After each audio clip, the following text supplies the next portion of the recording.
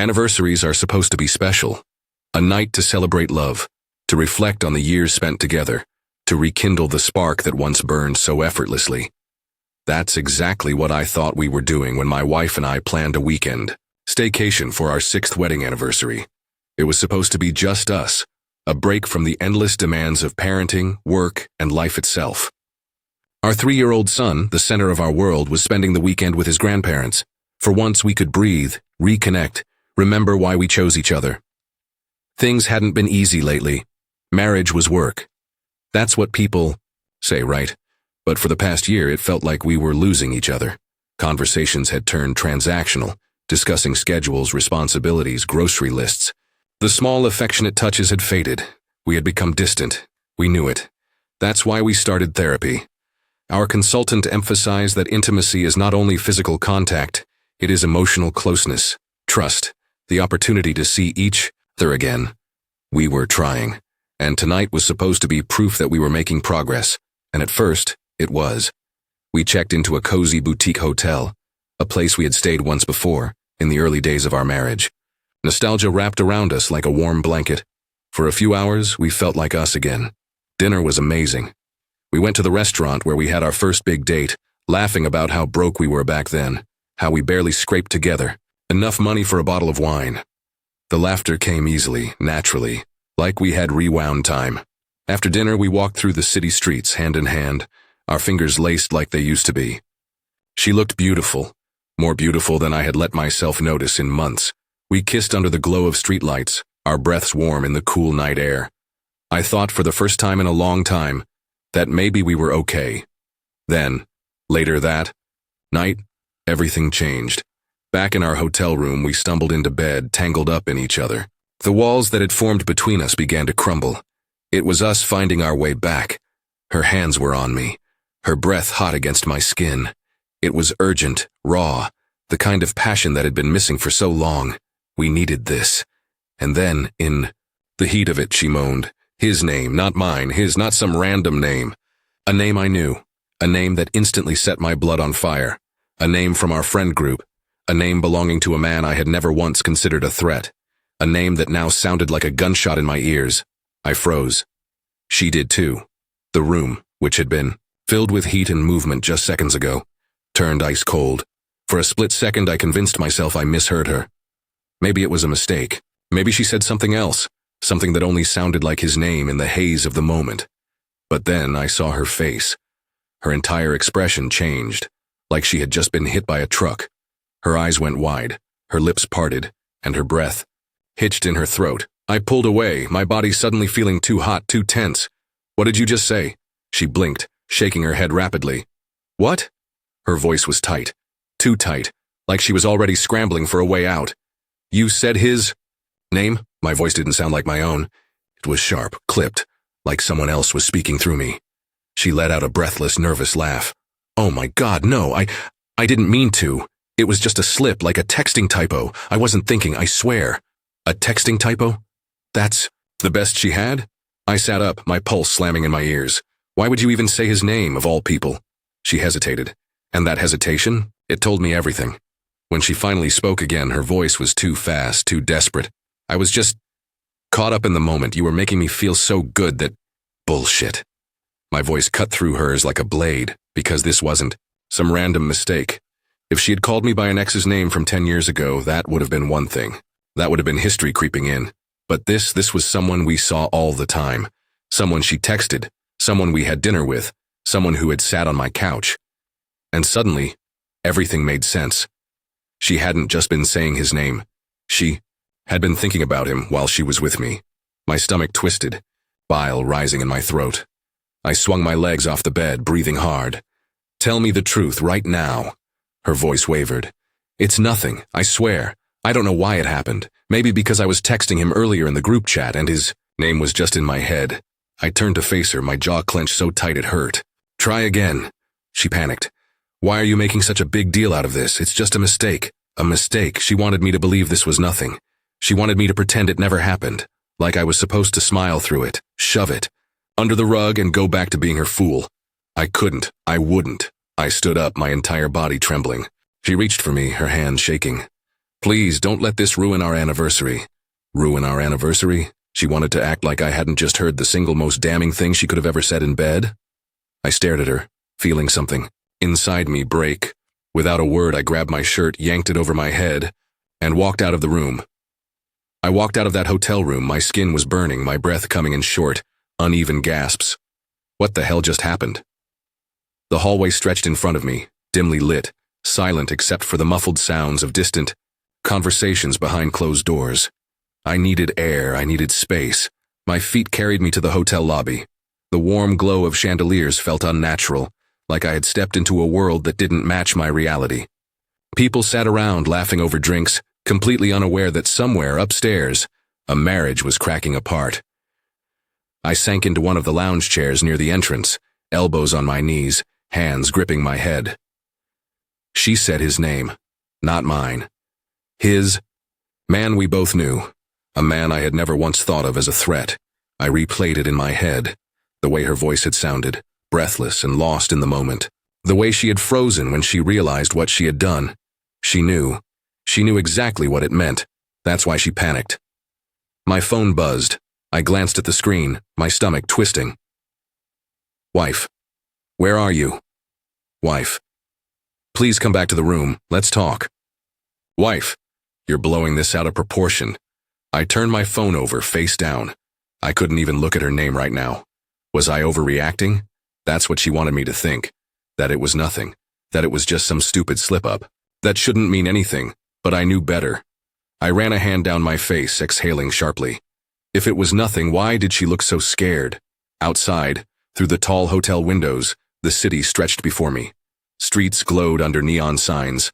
Cars passing by, their headlights sweeping across the pavement. It felt like the world was moving forward while I sat there, stuck in a single moment. A hotel worker passed by, glancing at me. I could tell he wanted to ask if I was okay. I wasn't, and I wasn't in the mood for small talk. I don't know how long I sat there, but eventually I forced myself to move. I wasn't ready to talk, but I wasn't going to leave in the middle of the night either.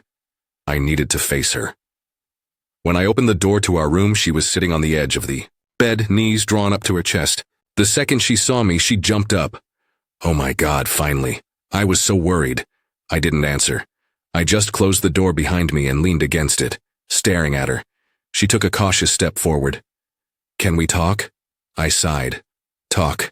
She nodded, quickly, like she had a plan for this, like she had rehearsed how she was going to spin it. I already told you, I don't know why I said his name, it just came out. But it doesn't mean anything. It's not like I have feelings for him or anything, I swear. I said nothing. Her voice grew more desperate. You believe me, right? Didn't. I wanted to. I really, really wanted to. But something about it didn't sit right. She was treating this like a random slip of the tongue. But I wasn't an idiot. People don't just say someone else's name like that in a moment like that. Not unless they've been thinking about them. I crossed my arms. Why him? She licked her lips, avoiding my eyes. Maybe because we were all talking in the group chat earlier? His name was in my head and it just slipped out? That wasn't an explanation. That was damage control, I scoffed. So if I was texting my sister earlier, I'd say her name in bed? Her face twisted. That's not the same. Exactly. Because you weren't just thinking about his name. You were thinking about him, she groaned, rubbing her face. I wasn't fantasizing about him. I don't even think of him like that. I let out a humorless laugh. Then why did you say his name? And why did you say it like that? That shut her. Because she knew exactly what I meant. It wasn't just a mistake, it was how she said it. Like she was lost in it. Like whoever was in her head wasn't me. She sat down heavily on the bed. I don't know what else to tell you. And that was the problem. She had nothing, no real explanation, no truth. Just a desperate plea for me to forget. She looked up at me, eyes glassy. Please, let's not let this ruin everything. It was a mistake, that's it. I clenched my jaw. I need time. Her face fell. Time for what? To think. Her voice turned panicked. About what?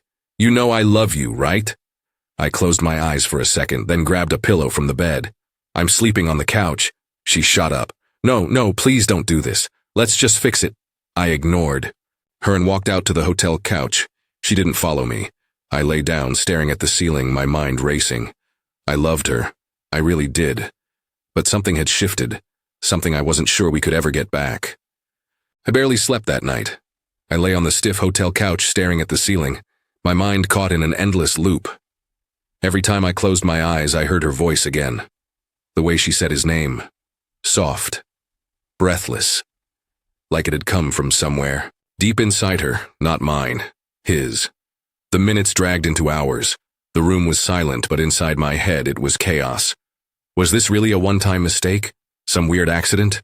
Or had I been missing something all along? Because now everything looked different. When the first light of morning seeped through the hotel curtains, I finally sat up. My body felt heavy, sluggish, but my mind wouldn't stop racing. I could hear her moving around in the bedroom. Normally I would have gone to her, pulled her into my arms, kissed her good morning. Not today. I stood, stretching out the knots in my back.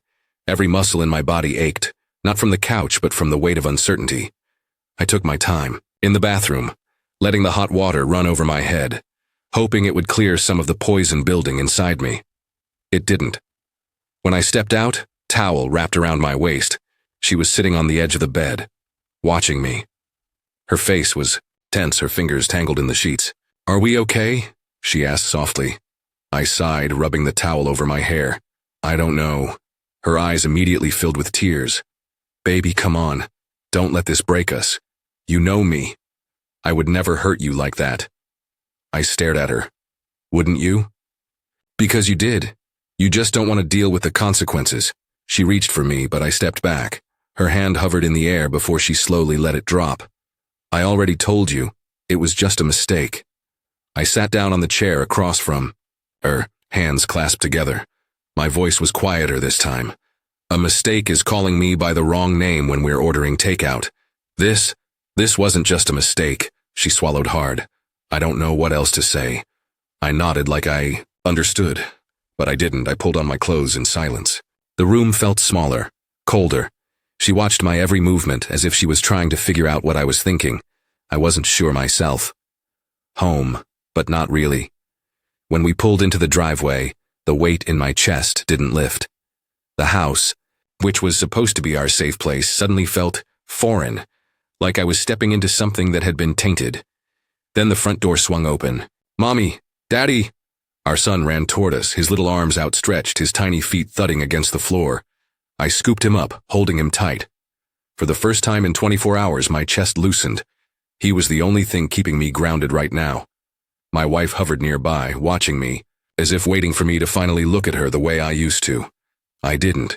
She tried to slip back into normal life seamlessly, pretending. But I noticed everything now. Every time she touched her phone, I wondered if she was texting him. Every time. She smiled at a message. I wondered if it was from him. Every time she mentioned his name, I felt sick. I wasn't imagining things. I was seeing them clearly for the first time. The decision by the third night. Couldn't take it anymore. She was overcompensating. She was extra affectionate, touching me constantly, hugging me from behind when I made coffee, whispering "I love you," like a prayer she thought would save us. And maybe a week ago, it would have worked, but now it felt like a lie. I had to know. That night as she showered, I sat on the edge of the bed staring at her phone on the nightstand. My fingers twitched. We weren't that couple. We trusted each other. We never went through each other's phones. But she had already broken something. And right now, I needed answers more than I needed trust. I picked up her phone, hesitated. Then I unlocked it. The messages that changed everything. At first, it was harmless. Group messages, random memes. A joke about one of our mutual friends, but then I scrolled further. Private messages, my heart pounded. I started reading. Wife. You always know how to make me laugh. Him. That's what I'm here for. Gotta keep you smiling. Wife. You're too good at it. It's dangerous. My throat tightened. Then I saw it. Wife. I can't believe I said your name last night. Him. You actually did? Damn. Wife. Yeah, it just slipped out. I think it was because we were texting earlier. Him. Or maybe you were thinking about me. My blood ran cold, but the worst part? She never denied it, just sent a nervous laugh emoji. Like this was some kind of joke, and then, wife. You know we can't, right? Him. I never said we could. Wife. It's just complicated. Him. Doesn't have to be. I froze. This wasn't nothing. Maybe they hadn't physically crossed the line yet, but emotionally, she had already chosen him. My stomach twisted. I put the phone down like it burned me, and then I heard it. The water shut off. Footsteps. A moment later, she stepped into the bedroom, wrapped in a towel, smiling, like she wasn't hiding something, like she wasn't lying. I was still sitting on the bed, her phone in my lap. My hands were shaking. She frowned. "What's wrong?" I looked up at her, my voice hollow. "I went through your phone." Her whole body went still. I saw it. The panic. Then she forced a laugh. "Wow, since when do we invade each other's privacy?" I turned the screen toward her. "Explain this." She drained of color. Her lips parted, but no words came out. And then she whispered the words that told me everything. "You weren't supposed to see that." Her words hit me like a brick to the chest. "You weren't supposed to see that. Not, it's not what you think. Not, I can explain. Not, I love you. Just panic." Panic that she got caught. My grip on her phone tightened. My knuckles went white, so you admit it? My voice was eerily calm. It didn't feel like mine. She opened her mouth, then shut it again. Her lips parted like she wanted to form an excuse, but nothing came out. She was scrambling. "It's not," she started, her voice breaking. "It's not what it looks like." I laughed. Actually laughed. A bitter, humorless sound. "Oh, really? Because it looks a lot like you've been flirting with him, hiding things. Lying to me." "I wasn't lying," she blurted out, stepping closer. It's complicated." I lifted the phone. "Then make it simple." Her breath hitched. Then she collapsed onto the bed, burying her face in her hands. "I didn't mean for it to happen," she whispered. And that was all I needed to hear. A cold weight settled in my chest. I ran a hand over my face, exhaling sharply. "So it did happen." She didn't answer, because she didn't need to. I took a slow, deliberate step back, like I needed to put distance between us. Between whatever the hell this was, I felt sick. "Did you sleep with him?" I forced the words out, my jaw clenched so tight it ached. Her head shot up, eyes wide. "No, I swear I didn't." I stared at her, searching for something, anything that made me believe her. But I couldn't, because now I had to question everything. "But you wanted to." She flinched, her lower lip trembled. She stopped herself, swallowed hard. "I don't know." "Bullshit." My hands curled into fists at my sides. "It wasn't supposed to go this far," she murmured.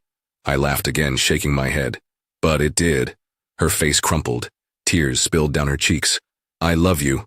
I never meant—" "Stop." She shut her mouth. I turned away, pacing. I needed to move. Because if I didn't, I was afraid I'd break something. Maybe the lamp. Maybe the mirror. Maybe us. "How long?" I asked, my voice sharp. She hesitated. "Too long." "Tell me." She wiped at her face, sniffling. "A few months." I froze. Months. Not days. Not weeks. Months. I let out a slow breath, my hands shaking. I felt like I was standing on the edge of something, staring into a black hole. Months. For months I had been sleeping beside a woman who was already slipping away. For months I had been blind. For months I had been a goddamn fool. I turned to her, my throat dry. "So what now?" Her eyes filled with desperation. "We fix this. We go back to how things were." I let out a sharp, bitter laugh. "How things were?" She rushed toward me, reaching for my hands. "We have a family. We can't just—" I yanked away from her touch. "You already did." Her body jolted like I had slapped her. More tears spilled down her face. "I made a mistake." I shook my head, my vision blurring. "No. A mistake is saying the wrong name once. This?" I gestured to the phone. "To everything." This was a choice, over and over again. Silence. She reached for me again, her voice shaking. "I love you." I stared at her for a long moment. Then I said the words that made her break. "I don't believe you." Her face twisted into something utterly wrecked. Her shoulders crumbled. A sob ripped out of her throat, and for the first time since this started, she realized she might have actually lost me. She stood there, wrecked. Tears streamed down her face, her body trembling. She looked small, like she was folding in on herself. But I didn't feel sorry for her, because she did this. She made this choice, and now she had to live with it. She let out a shaky breath. "You don't mean that." I nodded once. "Yeah, I do." Her chest rose and fell unevenly. We can fix this. Her voice was desperate, frantic. We have to. I exhaled slowly, tired in a way I had never been before. No, we don't. Her hands clenched into fists. So that's it? You're just walking away? I gave a hollow laugh. Oh, now you care about someone walking away? She flinched, like I was hurting her. But she was the one who had burned everything down. She was the one who had taken our life, our marriage, our family, and gambled it for him. And now she had the nerve to act like I was the one giving up? I turned, walking toward the closet. I needed to get out of here. I needed air. I needed distance. I needed to not be near her right now. She rushed forward, grabbing my arm. No, please don't do this. I yanked away from her touch. Her breath hitched, her fingers curled like she wanted to reach for me again, but knew she had lost the right. We have a family, she whispered. We can't just throw everything away. I clenched my jaw, my hands trembled. You already did. Her face twisted, fresh tears spilling down her cheeks. I love you so much. I turned to face her fully, my voice was quiet. You don't do this to someone you love. A broken sound slipped from her lips. I was stupid. I was lonely. I didn't mean for any of it to happen. But it did. Her shoulders shook as she sobbed. I'll cut him off, she blurted out. I won't talk to him again. We'll go back to counseling. We'll do whatever it takes. I let out a breath. A long, final breath. I don't trust you. She looked at me like I had just ripped her heart out. Good, because that's how I felt. She sat down on the bed, her hands gripping the sheets. Please. I just stood there watching her. This woman, this person I had built a life with, had a child with, had trusted with everything. I didn't know her anymore. I grabbed my keys. She shot up. Where are you going? I need to clear my head. Her voice cracked. Please don't leave. I shook my head. I have to. I walked to the door, paused, turned back to her one last time. My voice was quiet, cold. I hope he was worth it. Then I left. The aftermath, I stayed at a friend's place that night. Told him everything. He was just as shocked as I was. Man, I don't even know what to say. Neither did I. The next morning, my phone was flooded with messages. Wife, please come home. Wife, we can fix this. Wife, don't throw everything away. Wife, I love you. Wife, please. I didn't reply. Instead, I called a lawyer. The beginning of the end. The next few weeks were a blur of conversations, fights, begging, and reality, sinking in. She tried everything. She swore she'd never speak to him again. She offered to do couples therapy, individual therapy, whatever it took. She cried, a lot, but I saw it for what it was. She wasn't fighting for me. She was fighting for the life we had, for the stability, the safety. She wasn't afraid of losing me. She was afraid of losing what I gave her. And that made my decision even easier. Filed for divorce. Where we are now, it's been months. The divorce is finalized, we co-parent.